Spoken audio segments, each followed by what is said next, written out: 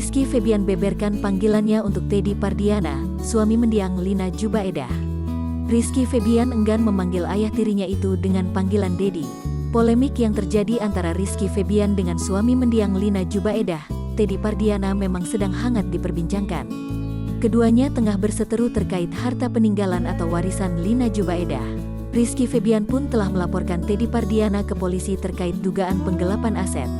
Baru-baru ini Iki, panggilan akrab Rizky Febian, tampak belak-belakan mengenai masalahnya dengan Teddy.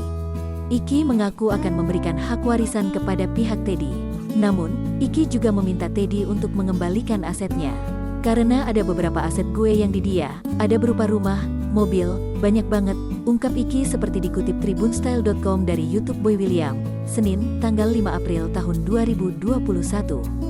Boy kemudian penasaran mengenai komunikasi Iki dengan Teddy. Ia juga mempertanyakan panggilan Iki untuk Teddy. Iki pun mengakui dirinya belum pernah memanggil Teddy dengan sebutan ayah atau bapak. Ya mungkin Om Teddy, kata Iki sambil terlihat kebingungan.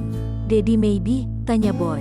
Nope, jawab Iki tegas. Sontak saja Boy dan Iki tertawa terbahak-bahak.